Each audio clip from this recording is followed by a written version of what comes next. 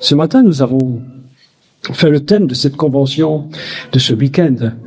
C'était « Moi et ma maison, nous servirons l'Éternel ». Donc, tout à l'heure, j'ai pris ma Bible, la Bible hébraïque, le texte hébreu d'origine, donc le texte en hébreu, et j'ai regardé la phrase « Moi et ma maison, nous servirons l'Éternel ».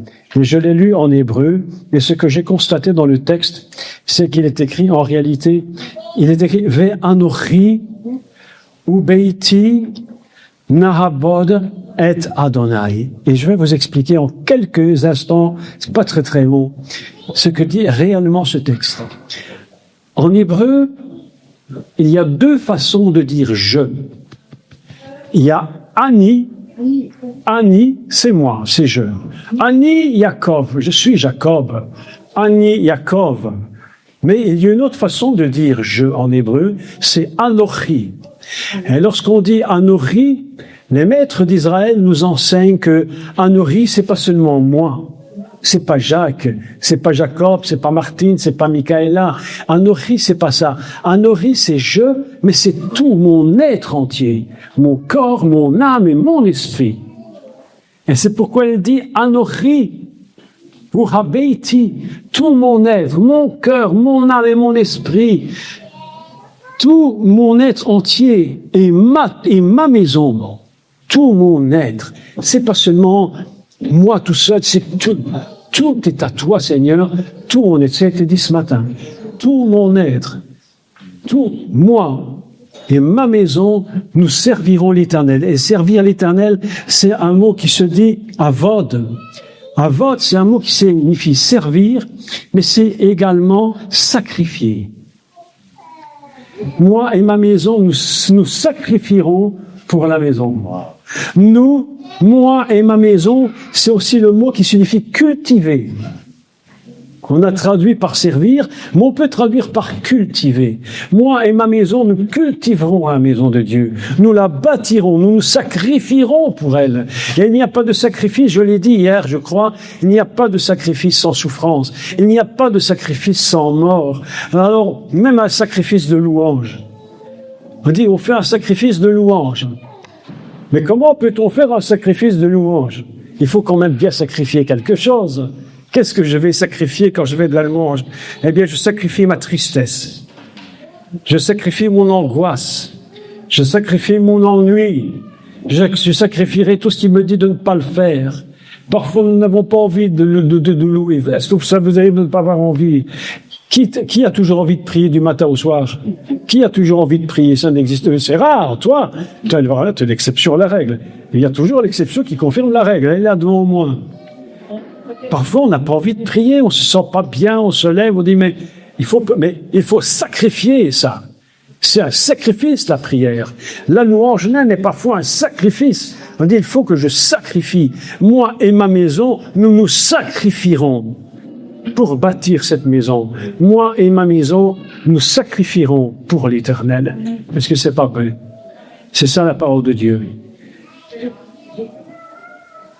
Je suis toujours étonné de voir, lorsque c'est le mondial de football, l'argent que les gens dépensent pour aller voir une équipe qui a une chance sur deux de perdre. C'est d'accord?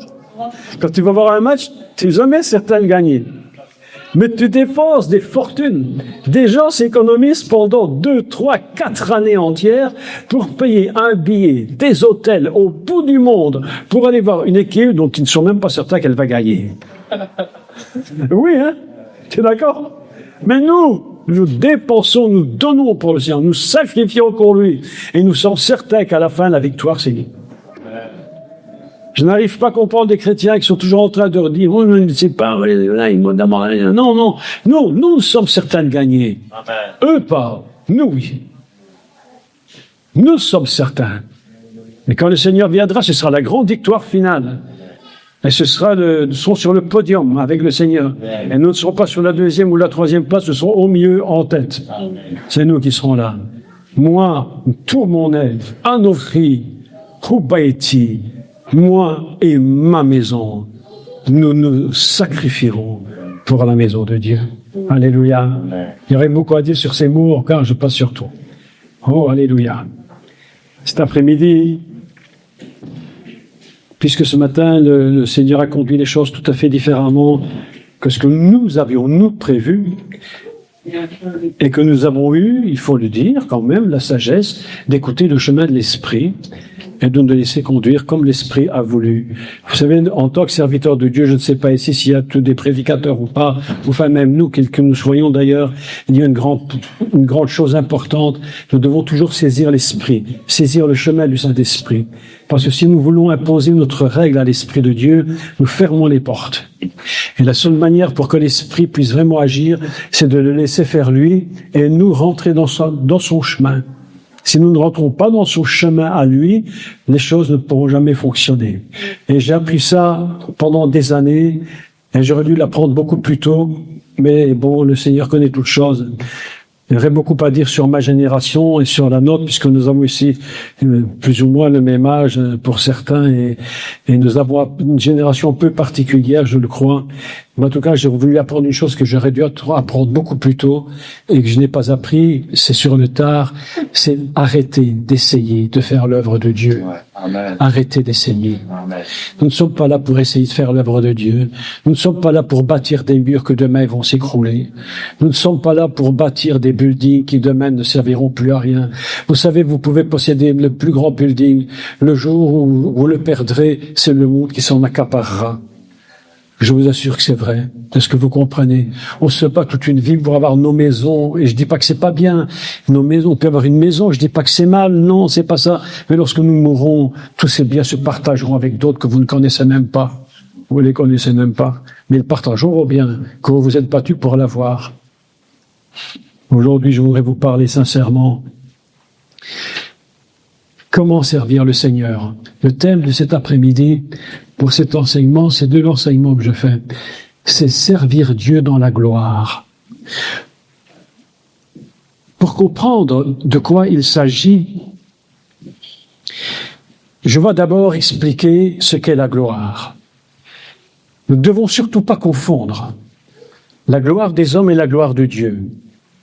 La gloire des hommes est une misérable résurgence de la gloire de Dieu. Qu'est-ce que c'est que la gloire d'un humain? C'est quoi la gloire d'un homme? C'est quoi la gloire de Johnny Hallyday? Oui. C'est quoi la gloire de Claude François? C'est quoi la gloire de Dalida? Vous étonne comme question. Je vais vous dire ce que c'est la gloire de Dalida et de tous ces hommes qui sont morts, qui étaient des vedettes. La gloire de ces gens, elle est au cimetière. Elle se trouve sur leur tombe. Et si vous allez au Père-Lachaise, qui, entre parenthèses, était le confesseur du roi Louis XIV, si vous allez au cimetière du Père-Lachaise, et si vous allez sur la tombe de Dalida, c'est comme ça qu'on dit, hein, de Dalida, vous verrez qu'elle est couverte de fleurs. Mais la pauvre, elle n'a plus que des os. On est en train de couvrir cette femme de fleurs. Qu'est-ce que la gloire d'un homme? Qu'est-ce que c'est la gloire d'un humain? Je vais vous dire ce que c'est. Ce n'est que la mémoire de ce qu'il a été. Rien d'autre. C'est sa mémoire. Et lorsqu'un artiste est sur scène et qu'il fait un grand spectacle et que le spectacle est fini, on n'a plus que le souvenir de ce qu'il a fait. C'est ça la gloire des hommes. Ça vient et instantanément, ça disparaît. La gloire, le mot hébreu pour dire la gloire, c'est un mot qui se dit kavod. Et kavod, qu'est-ce que ça signifie? Lourd. La gloire, c'est quelque chose qui est lourd. Kavod, c'est lourd. Lorsque Dieu parle à Moïse et qu'il dira et Dieu dit, j'endurcirai le cœur de Pharaon, le mot utilisé, c'est le mot gloire. Je vais mettre sur Pharaon un poids de gloire terrible. Je vais toucher sa gloire par un poids qui va l'écraser. Ainsi, lorsque nous lisons en français que Dieu a touché Pharaon, il a mis un poids sur lui, je vais endurcir son cœur. Pour le mot endurcir, chez Pharaon, il y a deux mots différents en hébreu. Un mot endurcir et l'autre, c'est le mot lourd, la gloire. Je vais toucher la gloire. La gloire, c'est quelque chose qui est très très lourd. Et c'est ainsi que nous constatons que même beaucoup de grandes vedettes internationales se sont suicidées parce qu'elles ne pouvaient plus supporter le poids de la gloire. Quand il est dit « rendez à Dieu la gloire », qu'est-ce que ça veut dire pour les chrétiens dans la majorité des cas? Mais c'est-à-dire « oh Dieu, je te loue, je te rends gloire, je te chante des cantiques ». Mais non, c'est ça, c'est bien, ça fait partie. Mais la vérité, c'est que Seigneur, je te rends la gloire parce que moi, si je la garde pour moi, elle va m'écraser. La gloire de Dieu, il nous la prête. Il nous permet de profiter de cette gloire dont je vais vous parler, mais en réalité, il est dit, rendez à Dieu cette gloire, parce que si tu la gardes injustement et que tu t'appropries la gloire de Dieu sur toi, cette gloire est tellement lourde que tu ne pourras même pas subsister et tu peux mourir. C'est ainsi que toute la gloire que Dieu donne aux hommes, les capacités musicales, de spectacle, nous avons des gens, des artistes sur la terre exceptionnels, et puis vous êtes surpris de voir que plusieurs d'entre eux se suicident. Ils ne peuvent même plus supporter le poids de la gloire. C'est devenu pour eux quelque chose d'insupportable. Ils ont la gloire devant des foules considérables, et lorsqu'ils rentrent chez eux, ils sont seuls, abandonnés, malheureux, sauf quelques exceptions. Ils se retrouvent dans leur chambre d'hôtel, tout seuls, face à eux-mêmes. Et vous savez qu'est-ce qu'ils se trouvent? Vous savez comment ils se trouvent? Ils disent, je suis nu. Je suis nu. Parce que si le public savait réellement qui je suis, si les gens savaient réellement qui nous sommes, il y aurait longtemps qu'ils auraient peut-être arrêté de nous glorifier. Vous comprenez ce que je dis? Est-ce que vous me saisissez? Cette gloire-là, mes amis, c'est une gloire extrêmement passagère. Et lorsque tu as eu la gloire, même que lorsque tu es un artiste, lorsque nous sommes, nous, des prédicateurs, des enseignants, écoutez ça, soyons franchement, parlons franc. Souvent, quelqu'un vient me voir, comme tout à l'heure, m'a dit des gentilles choses sur moi. Et je dis merci beaucoup, c'est très gentil. Ça me fait très plaisir, ça touche mon cœur. Mais le Seigneur a dit, rends-moi gloire. C'est bien qu'on a dit ça. C'était vrai, c'était juste. Mais maintenant, rends-moi cette gloire, parce qu'elle est trop lourde pour toi. Et si tu accumules de la gloire pour de la gloire peut nous détruire. C'est pourquoi je pense que vraiment, agir dans la gloire, c'est agir dans la crainte de Dieu. Et agir dans la crainte de Dieu, c'est comprendre que nous touchons une dimension céleste, quelque chose que nous avons à peine compris.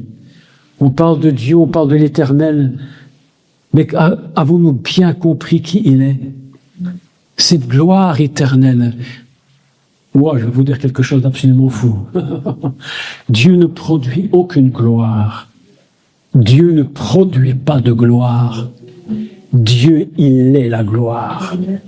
Il est la gloire, sa propre personne divine, son essence divine.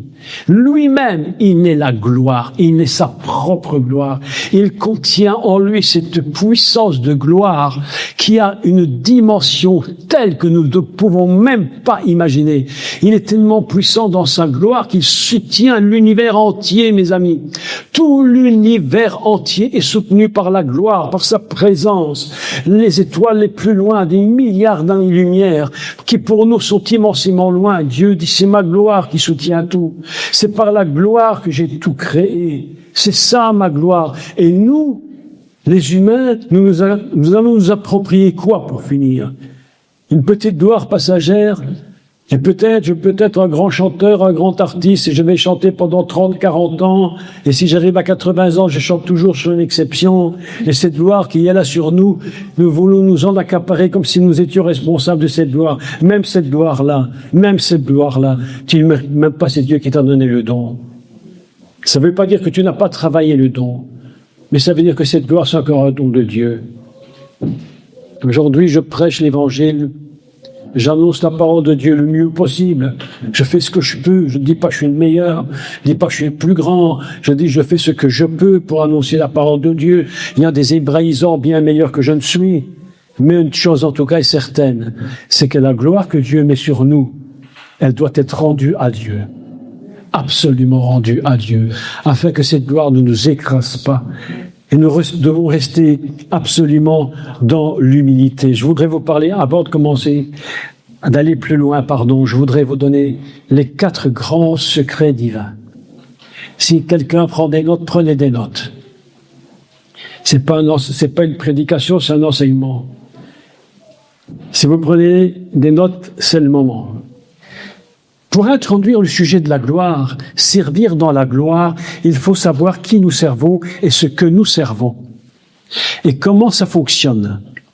Et pourquoi il est important, je dirais indispensable, de servir Dieu dans la gloire. On ne peut pas servir Dieu totalement et puissamment hors de sa gloire. Ce n'est pas possible. C'est impossible. On a besoin de servir Dieu dans la gloire. Et pour comprendre cela, je vais vous redonner, je ne sais pas si j'avais dit quelques mots là-dessus hier, je ne me rappelle plus déjà, mais les 4 grands principes de la gloire, fondamentalement de Dieu. Dieu, les maîtres d'Israël, je vais vous parler des maîtres d'Israël, comment les sages d'Israël conçoivent les 4 grands principes qui résument la nature de Dieu dans sa totalité. Dieu fonctionne dans un système qui nous dépasse. Et nous allons essayer de comprendre ce système. Le plus haut niveau de Dieu lui-même, c'est ce que les maîtres d'Israël appellent le niveau de l'émanation divine. L'émanation, c'est ce point, c'est cette nature divine dont de lui émane tout ce qui existe. Tout est une émanation qui sort de sa nature. Et sa nature divine, son émanation, elle est à un niveau absolument éternel. Elle n'a ni commencement, ni fin, ni hauteur, on ne peut pas la concevoir. C'est ce que les maîtres appellent le niveau de l'émanation. Tout ce qui existe, quelle que soit la chose qui existe, rien n'existe si ce n'est pas de l'émanation divine. Ce n'est pas les arbres que tu vois ici qui demain perdent leurs feuilles et puis l'année prochaine retrouvent leurs feuilles. Ce n'est pas quelque chose d'humain. C'est quelque chose qui est complètement divin. Ça provient du cœur fondamental de Dieu. Tout ce qui, un jour, je me promenais en Charente-Maritime, là-bas, et puis j'étais dans la campagne et j'étais en train de faire une petite balade, là, et je me promène dans les champs, entre les vignes et les champs de maïs. Et puis là, en promenant sur le chemin, je vois une petite brindille, petite fleur des champs, que personne n'a jamais vue d'ailleurs, que moi. Elle est aujourd'hui morte. Elle est morte aujourd'hui. Et puis je me promène et puis je regarde cette petite fleur et je me baisse pour la regarder et je me dis je vais l'accueillir. Et puis au moment de l'accueillir, je me dis mais non, pourquoi tu vas l'accueillir? Si tu l'accueilles, elle va mourir. Laisse-la là. Et j'ai regardé cette petite fleur, tu vois. Et puis quelque chose de mon esprit m'a dit, tu sais, quelque chose m'a dit dans mon esprit, Jacques, écoute, il y a dans cette petite fleur, cette petite brindille qui est là, autant de puissance divine que dans toute la création de l'univers. Est-ce que vous comprenez ça? Cette petite fleur, cette petite herbe qui est là dehors, personne n'a même vu. On les regarde comme ça maintenant, mais on n'a même pas fait attention. Dans une feuille, il y a autant de toute la puissance divine qui lui permet d'exister. C'est ce qu'on appelle l'émanation. De cette émanation va sortir une puissance incroyable. Et le deuxième niveau que les maîtres d'Israël nous expliquent, c'est que le deuxième niveau s'appelle le niveau de la création. Il n'y a pas de création sans émanation. Il faut d'abord que tout sorte de Dieu. Alors Dieu parle, et il dit que la lumière soit. Il parle, et il dit qu'il y ait des astres. Il dit qu'il y ait de l'eau. Il dit qu'il y ait des fleurs, qu'il y ait des animaux, qu'il y ait des arbres, qu'il y ait de la verdure. Et puis glorieusement, il va dire, Dieu crée, il dit, Dieu créa Adam. Adam, il le crée. Adam, fondamentalement, est une émanation divine. Ça sort du cœur de Dieu. C'est son émanation. Vous êtes tous ici sortis de l'émanation fondamentale. Je ne sais pas si vous comprenez bien ce que je dis. C'est compliqué d'expliquer la dimension incroyable de l'émanation. Nous sommes tous le produit de l'émanation fondamentale divine. Et de là, Dieu a dit un jour dans sa pensée divine, il a dit un jour, je vais créer. Et au moment où Dieu parle, il dit qu'il y ait sur la terre un homme, un humain qui s'appelle Adam, c'est la création divine. Oh, alléluia! Le niveau de la création. Dieu crée. Personne ne crée. Seul Dieu crée. Nous n'avons pas le pouvoir de créer. Même si en français on a utilisé le verbe créer pour d'autres solutions, créer une nouvelle pièce de théâtre, créer un nouveau ceci ou un nouveau cela, le niveau création fondamentalement, ce n'est qu'une capacité divine. Personne n'a le pouvoir de créer. Je suis obligé de rentrer dans cette introduction pour vous montrer la puissance de Dieu. Parce que lorsque nous rentrons dans la gloire, lorsque nous sommes dans la gloire de Dieu et que nous voulons servir dans la gloire, nous devons comprendre, mais qui servons-nous? Dans quelle gloire servons-nous? Nous ne servons pas dans la gloire d'une église. On ne sert que dans la gloire dans la gloire de Dieu. C'est pourquoi il y a le monde de la création. Et le troisième niveau, pour ceux qui prennent note, prenez note, c'est ce qu'on appelle le monde de la formation. Dieu va former. Il va former un ange. Il va former une terre. Il va former toutes ces choses. Dieu crée, Dieu forme. Et la Bible nous enseigne qu'il a pris la poussière de la terre et il dit, Vaïtser Adonai Elohim. Il a pris et il a formé un être humain. Il avait dans son émanation réfléchi en se disant, il faut que je crée un humain. Dans la création, il a dit, je vais le créer. Et puis, il a formé l'être humain, Adam. Écoutez ceci, c'est très important. Et le dernier niveau, c'est le niveau de l'action. Maintenant que Dieu a formé, il va maintenant passer à l'action. Il faut former. Il faut maintenant agir. Et c'est ainsi que Dieu a 4 niveaux. L'émanation, la création, la formation et l'action. Et nous sommes maintenant, on essaie, mais c'est difficile. Je comprends que c'est difficile. On essaie de comprendre le niveau divin le plus élevé qui puisse être. Et je vous assure qu'on n'en est qu'un balbutiement. Nous ne faisons qu'effleurer qui est Dieu. Effleurer. Lorsque nous pensons à toutes ces choses, nous avons l'impression d'être si loin de lui. Et en réalité, il va nous permettre d'agir dans sa gloire. La gloire de Dieu, c'est ces 4 niveaux en même temps. Mais c'est des niveaux où aucun d'entre nous n'avons la capacité d'influencer ça. Personne ne peut influencer quoi que ce soit de Dieu. Nous n'influencerons jamais l'Éternel. Il y a donc quelque chose que j'aimerais absolument vous expliquer. Je voudrais aussi qu'on lise un texte, si vous avez votre Bible. Et ça se trouve dans l'Épître aux Romains au chapitre 3. Un texte que l'on lit, je le dis très très souvent à mes étudiants. On lit des textes et ils sont devenus basiques. N'est-ce pas?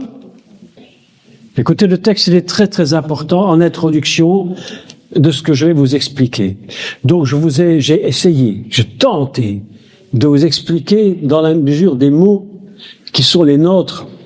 Et nous nous rendons bien tous compte que nous sommes extrêmement limités. Les mots humains ne pourront jamais vraiment expliquer la gloire et la grandeur de Dieu. Oui, il nous manque du vocabulaire. Vous ne trouvez pas qu'il nous manque du vocabulaire? Moi, parfois, je crois que c'est Jésus qui disait, quand je vous parle des choses de la terre, vous ne comprenez pas. Mais quand je vous parlerai des choses d'en haut, comment vous allez faire? Déjà ici, on a du mal de dire, quand on parle de Dieu, de la gloire, mais on a toujours une référence avec la gloire des hommes. On parle de l'amour de Dieu, on a toujours une référence avec l'amour des hommes. C'est ce que j'ai appelé l'amour Marguerite. Je t'aime un peu, beaucoup, pas du tout, à la folie, énormément, pas du tout. Quand j'ai dit à mon époux, je vais faire la marguerite, elle m'a dit, pourvu que ça tombe sur beaucoup. Parce que si j'ai fait la marguerite, je tombe sur pas du tout. Vous imaginez la catastrophe? Mais c'est l'amour marguerite, c'est l'amour humain. Mais lorsque nous pensons à Dieu, Dieu est amour. Mais attendez, Dieu est amour. C'est pas Dieu fait des barbecues tous les samedis pour nous faire plaisir, hein. L'amour de Dieu, c'est pas l'amour barbecue, hein. Les païens aussi font des barbecues, le Dieu. Puis ils se rassemblent entre amis. Mais oui. Mais l'amour de Dieu, nous n'avons pas, il n'y a pas un vocabulaire suffisant pour parler de ces choses. Mais laissez-moi vous dire ceci. Lisons le texte ensemble dans Romains. Romains chapitre 3, verset 23. Écoutez, le texte, il est très, très, très surprenant et très intéressant. Il dit, car tous ont péché. Et ils sont privés de quoi? De la gloire. Waouh! Ils sont privés de la gloire. Tous ont péché et ils ont perdu la gloire. C'est-à-dire que le monde dans lequel nous nous trouvons aujourd'hui est un monde privé de gloire. Et ils sont privés de la gloire de Dieu. Autrement dit, s'ils en sont privés, c'est parce qu'ils en étaient ils n'en étaient pas propriétaires, mais Dieu leur avait permis de vivre dans cette gloire. Et ils l'ont perdu. Donc, je me suis posé une question, mais comment Adam a-t-il été créé? Quelles étaient les structures fondamentales qui ont permis à Adam d'exister? Pour savoir comment il vit dans le jardin d'Éden. Je vous ai parlé hier de l'Éden. Je vous ai dit qu'Éden, c'était à la fois le mot Torah, c'était à la fois le mot Messie, le jardin d'Éden, c'était à la fois toutes ces choses. Et quand Dieu crée Adam, comment le crée-t-il? Mais tout simplement, il va le créer par rapport à sa propre nature. Adam, on a une idée, j'avais cette idée, parce qu'on me l'a toujours enseigné quand j'étais plus jeune, enfant, et dans nos écoles du dimanche et tout cela, on nous enseignait une espèce d'Adam, un être un peu étrange, qui vivait un peu dans un monde éthéré, vous savez, un peu comme comment on appelle ça? Un peu en suspension, où il n'a pas de véritablement de conscience du mal ni du bien. Il sait pas trop, il vit comme ça. Il est un être spécial. Il est dans ce jardin d'Éden. Mais, mes amis, réfléchissons sur Adam pour comprendre ce qui se passe.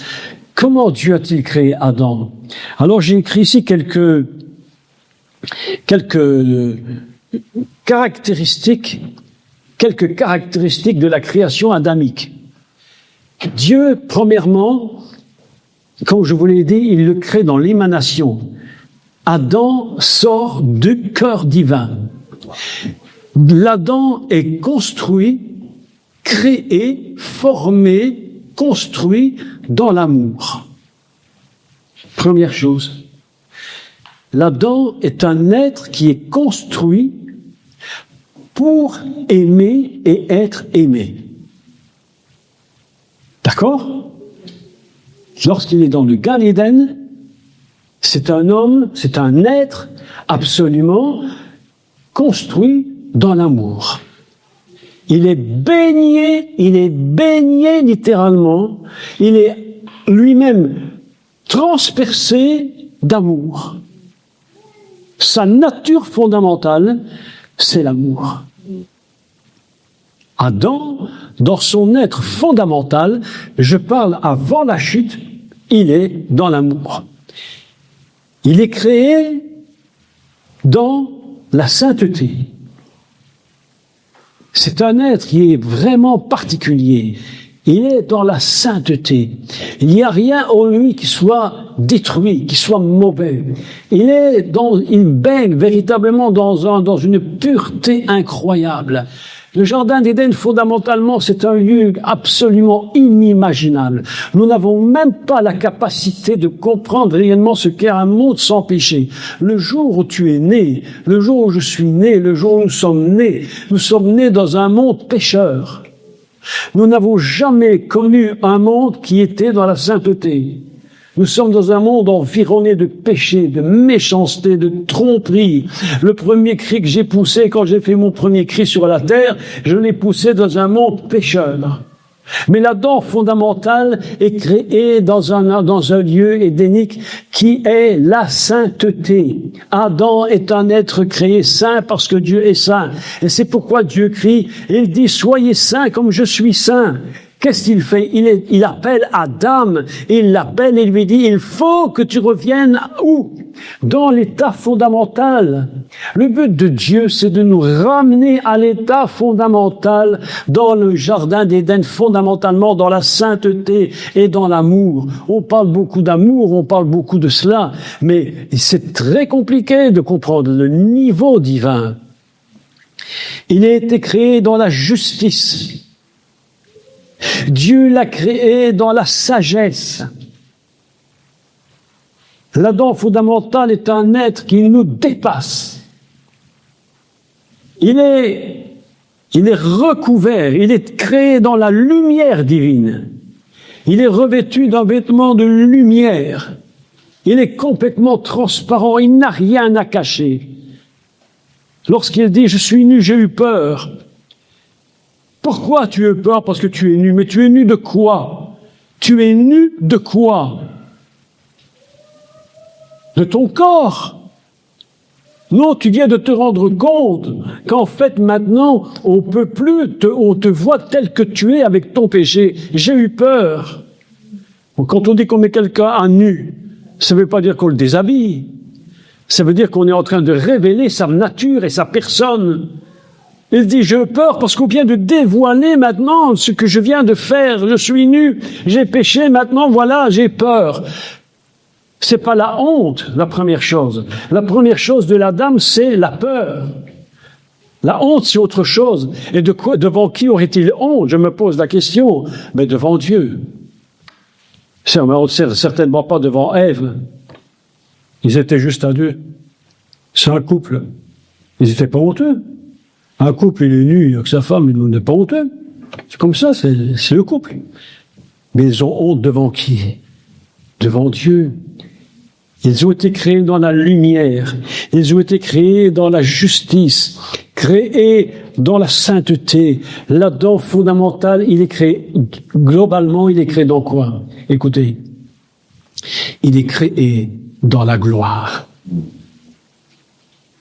Il est créé dans la gloire. Est-ce que vous me comprenez? L'Adam, lorsqu'il est sur terre, il est parcouru de toutes parts, environné de toutes parts de la gloire de Dieu. Et c'est pourquoi l'apôtre Paul dit, tous ont péché, et maintenant ils sont privés de la gloire. L'être humain, aujourd'hui, est un être privé de gloire.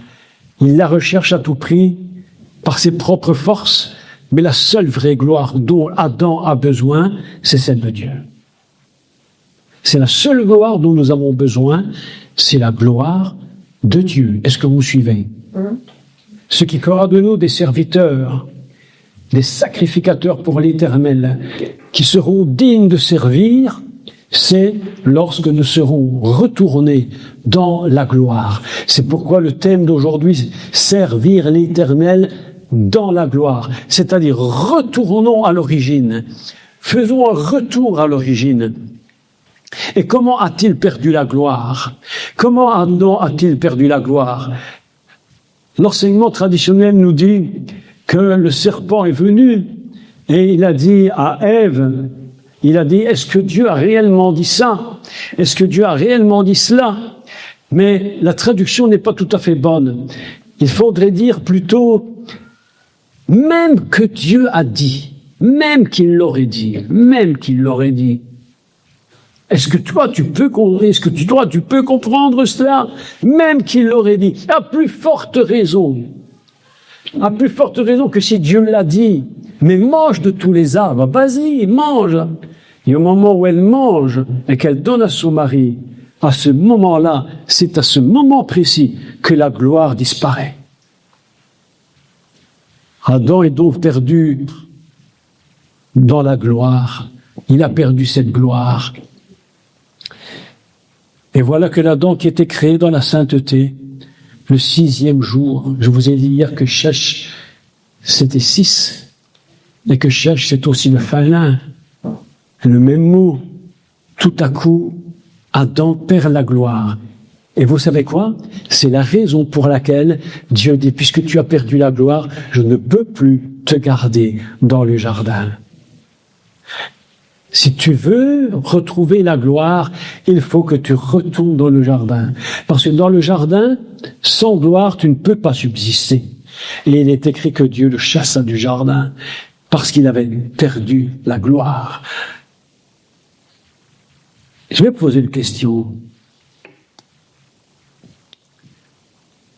Pourquoi Jésus est mort sur la croix? Qui peut me répondre? Parce qu'il fallait un sacrifice ultime au lieu de chaque massacre de bêtes. Attends, parle plus fort parce que j'entends pas. Il fallait un sacrifice ultime. Il fallait un sacrifice ultime. Et parfait. Oui, et parfait, c'est une vérité. Entre autres, mais c'est pas le but fondamental. Oui, dis-moi. Pour nous racheter. Pour nous ramener, c'est le moyen pour nous ramener au ben. Voilà. La croix, le sacrifice du Messie, c'est un moyen. Écoutez, soyons bien précis. Le sacrifice du Messie, ce n'est pas le but. C'est le moyen pour nous ramener dans la gloire. Il pardonne nos péchés, il efface nos fautes, parce qu'il est impossible de retourner dans le jardin avec nos fautes. Alors le Messie va payer le prix. Il va payer le prix. Il va dire, je ne rentre pas dans tous les détails, parce que là c'est un cours de théologie sur le Messie très long. Mais le Messie va retourner. Il va faire ce qu'on appelle en hébreu une teshuva. Il va faire un retour en Éden. Pourquoi est-ce qu'il fait un retour en Éden? Pourquoi? Parce qu'il va retourner là où a eu lieu la faute. On ne peut jamais réparer une faute ailleurs qu'où elle était commise. Est-ce que vous me comprenez bien? La faute ne se répare que dans le lieu où elle a été commise. Où la faute a-t-elle été commise? En Éden. Donc le Messie va mourir sur le bois parce que la faute a été commise au bois. Ah, il retourne en Éden et là, qu'est-ce qu'il fait le Messie? Il fait ce qu'on appelle en hébreu le tikkun. Il va réparer la faute. Il dit maintenant, si tu crois en cela et si tu viens à moi, le Messie dit, moi je suis mort pour toi, j'ai payé le prix pour que tu retournes en Éden. Mais pourquoi retourner en Éden? Afin que nous retrouvions la gloire. Et nous devons maintenant servir le Seigneur dans la gloire. C'est très important ce que je vous explique parce que si nous ne retournons pas dans la gloire, le service que nous faisons pour Dieu est un service qui est inefficace. Nous pouvons faire tant de choses que nous voulons, mais nous avons besoin de servir Dieu dans la gloire. C'est à partir de cet endroit de l'Éden que Dieu, donc du commencement de toutes choses, que nous allons pouvoir servir Dieu. Lorsque le brigand est sur la croix, il est avec Yeshua au milieu. Et le brigand lui dit, souviens-toi de moi. Qu'est-ce qu'il lui répond, le Messie? Tu seras avec moi dans le jardin d'Éden. C'est ça qu'il dit. Tu seras avec moi aujourd'hui dans le jardin d'Éden. C'est incroyable, parce que ce jardin d'Éden, c'est le Dieu de la gloire. Nous ne pouvons pas servir Dieu hors de l'Éden. C'est impossible. C'est là que nous servons Dieu. Ici, je sers Dieu à partir de l'Éden. Je suis au jardin d'Éden ici. C'est pourquoi nous devons être transparents. Nous devons être transparents aux yeux de Dieu et aux yeux des hommes. Amen. Nous ne pouvons pas faire un service pour Dieu et que notre vie n'est pas transparente. C'est impossible. Lorsque vous me voyez, vous ne pouvez pas voir en moi quelqu'un qui a une double vie, c'est impossible. Je ne peux pas faire semblant devant et cacher derrière. Je n'ai pas un pied en Éden et un pied dans le jardin, dans ce qu'on appelle en hébreu le sadé. À l'extérieur de l'Éden, c'est impossible. Il faut être transparent. Aujourd'hui même, tu seras avec moi dans le jardin d'Éden. Là, nous allons retrouver le lieu qui était perdu. Le jardin, la gloire perdue, doit être absolument retrouvée. Et le but de Dieu, fondamentalement, c'est de nous ramener dans la gloire. Et la croix, c'est le moyen pour nous y ramener. Le prix que Jésus paye, c'est le moyen pour nous ramener dans l'Éden, fondamentalement. Beaucoup de chrétiens, beaucoup de ministères, et moi-même, je suppose, pendant des années, je n'ai pas bien compris cette chose. Et nous servons Dieu, et nous ne nous rendons même pas compte que nous servons Dieu hors de la gloire. Et nous faisons nos petites affaires à nous. Et nous essayons de bâtir des églises, bâtir des ceci, bâtir des cela. Et on essaie de faire plein de choses. On peut faire plein de choses. On peut écrire des livres, on peut faire des séminaires, on peut faire des camps de jeunes, on peut faire des camps de vieux, on peut faire des réunions d'hommes, des réunions de femmes, de mamies, de papis, de tout ce que tu peux imaginer. Mais tout ça, mes amis, on peut le faire, mais si ce n'est pas fait dans la gloire, tout cela ne sert à rien et tout cela disparaîtra un jour. La seule chose qui demeure, c'est la gloire. Parce que la gloire, c'est Dieu. La gloire, c'est lui-même. La Messie est ressuscité. Il est écrit, le Messie est ressuscité par la gloire du Père. Tout est là. Parce qu'il était en Éden, il est remonté vers le Père dans la gloire. C'est très dangereux de toucher à la gloire de Dieu. On peut toucher à beaucoup de choses, mais ne touchons pas à la gloire de Dieu. Ne touchons pas à ça. Lorsque nous avons compris le grand principe de la gloire de Dieu, alors nous allons comprendre tout de suite ce qui se produit. Je voudrais vous parler de deux personnages qui ont compris le grand principe de la gloire. Le premier, c'est Abraham. Il y a un commentaire rabbinique absolument fantastique, mais absolument fantastique. Lorsque Abraham va partir pour le sacrifice d'Yitzhak, son fils, il va partir vers la montagne. Il va sacrifier Yitzhak sur la montagne. Il y a un commentaire du Moyen-Âge, du grand commentateur juif, qui s'appelle Rashi, tu connais. Il est à Troyes, Rashi. Il faut visiter sa maison à Troyes. Il paraît que c'est absolument fantastique. J'avais dit à mon épouse, l'autre séjour, on va monter à Troyes et je vais faire la visite. On va monter à 2 à 3. Ça va, vous digérez les épinards, c'est un peu lourd. Hein. Hier, c'était le poulet, aujourd'hui, c'est les épinards, c'est un peu lourd. On va monter à 2 à 3. Allez voir la maison de Rachi. Et Rachi fait un commentaire, mais vous savez, fabuleux. Un commentaire, écoute, un commentaire fabuleux. Écoutez-moi bien. On ne peut jamais servir Dieu dans un endroit où il n'y a pas la gloire.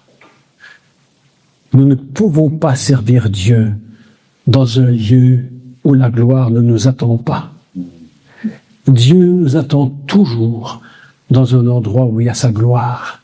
Sinon, tout ce que nous faisons, tu peux sacrifier ton argent, ta maison, tout ce que tu peux sacrifier, si ce n'est pas dans le lieu où Dieu te convoque.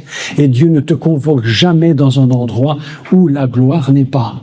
Écoutez bien ce que je vous dis. Alors le commentateur Rachi fait là une révélation. On peut dire ce qu'on veut des Juifs qui croient pas en Yeshua, patati patata et toutes les salades qu'on raconte. Mais en attendant, ces gens ont eu quelques révélations qui étaient vraiment dignes des plus grands. Et Rachi, il dit ceci. Mais à cette époque-là, dans ce lieu-là, il y avait beaucoup de montagnes. Oui. Mais sur quelle montagne va-t-on sacrifier Isaac? Il faut la choisir, la montagne. On ne sacrifie jamais dans la vallée, on va sacrifier sur la montagne. Alors Rachid dit, vous savez comment il a su? À l'endroit où il fallait sacrifier, parce qu'il a vu sur la montagne la nuée. Il savait que la gloire était sur cette montagne-là. Il a dit, c'est sur cette montagne, parce que la gloire y est déposée. C'est là que je vais sacrifier mon fils. On ne sacrifie rien. On ne peut rien faire. Mais Dieu nous convoque dans la gloire. Il dit, si ma gloire n'est pas là, n'y va pas. Tu comprends? Si ma gloire n'est pas là, n'y va pas. On peut t'inviter à prêcher, mais si la gloire n'est pas là, n'y va pas. Tu vas te mettre dans les ennuis. Il y a des endroits, écoutez, moi je vous parle franchement. Ça m'est arrivé à notre épouse, et moi-même. Un jour, on était dans un endroit où Dieu nous dit, c'est pas là qu'il faut aller. N'y va pas. On peut parler de Dieu, mais n'y va pas. Ma gloire n'est pas là. Si tu vas, tu te mets dans les ennuis. Oui, il y a des endroits où Dieu nous a dit un jour, ne donne pas d'offrande. Il a l'impression de contredire ce que j'ai dit, Il ne contredit rien du tout. Je vous dis, donnez seulement là où il y a la gloire. Parce qu'une offrande, là, dans le panier, s'il n'y a pas la gloire, là, tout ce que tu mets, ça ne sert à rien. C'est perdu. Nous n'allons que dans les endroits où Dieu nous convoque. Et lorsque Abraham est avec son fils et qu'il va monter, il cherche la montagne. Il regarde la montagne, il dit, mais quelle montagne, quel endroit pour sacrifier? Et Rachid nous dit, il a vu la gloire de Dieu. Parce que la nuée, écoutez le mot fabuleux. Le mot nuée, c'est le mot nuage. Et le mot nuage en hébreu, c'est anan. Anan. Lorsqu'il a vu Anan, il a dit, là est Dieu. Et c'est pourquoi, lorsqu'il a dit à Abraham, Abraham, tire ta main, ne tue pas l'enfant, ne tue pas le jeune homme. Dieu a, parce qu'il y avait la gloire de Dieu, là s'est trouvé le bélier. Le bélier ne se trouve que dans la gloire. Le bélier ne se trouve que dans la gloire. Si tu es dans un endroit où il n'y a pas la gloire de Dieu, tu ne trouveras jamais le bélier de sacrifice. Si tu ne vas pas dans un endroit où la gloire de Dieu réside, Dieu te convoque, il t'attend. Il t'attend, mais pas n'importe où. Il t'attend dans la gloire. Et la gloire, c'est le fondement de l'univers. La gloire, c'est sa personne. La gloire, c'est le jardin d'Éden. La gloire, c'est le lieu où il te met. Lorsqu'il va monter au sacrifice, il va monter en Éden. Et le mot Éden, c'est un mot absolument fabuleux, extraordinaire. C'est là que Dieu nous attend. Et si tu veux servir Dieu, si tu veux adorer Dieu, tu ne l'adores que si tu es dans un lieu où il y a la gloire. Mes amis, écoutez, soyons un peu sérieux. Raconte pas des histoires. Soyons un peu sérieux. Je chante pour faire venir la gloire. Non, mais tu plaisantes ou quoi? Chante s'il y a la gloire. S'il n'y a pas la gloire, tu ne vas pas la produire. Nous ne sommes pas des producteurs de gloire. Nous ne produisons aucune gloire, mes amis. Dieu seul est la gloire. Ma musique ne produit pas de la gloire. Elle rentre dans la gloire. Et Dieu va utiliser ma musique par sa gloire. L'onction, nous ne produisons pas d'onction. Mais nous rentrons dans l'onction. Nous n'avons pas les moyens de produire la gloire de Dieu. Sinon, nous serions Dieu nous-mêmes. Regarde toujours le lieu où Dieu te convoque. Regarde le lieu où on t'appelle. Et regarde toujours bien, demande à Dieu, est-ce que la gloire est dans ce lieu? Et si la gloire n'est pas dans ce lieu, qu'est-ce que tu peux faire? Tu peux chanter les plus beaux cantiques, les plus belles musiques. Dieu te dit, est-ce que je suis là-bas avec toi? Est-ce que tu peux me servir parce que je suis dans la gloire? Viens, rentre dans ma gloire, rentre dans ma gloire. Et Abraham va monter sur la montagne parce qu'il a vu la nuée. Vous savez ce que j'ai pensé ces derniers mois? C'est que le mot nuée, c'est le mot anan. Et cette année-ci, j'ai spécifiquement regardé le ciel, puisqu'on roule beaucoup en voiture, et je dis souvent à mon épouse, regarde les nuages comme ils sont magnifiques. Et en fait, le mot nuage que tu vois dans le ciel, c'est le même mot que la gloire. C'est-à-dire que chaque fois que tu vois les nuages dans le ciel, Dieu te rappelle, je suis la gloire au-dessus de toi.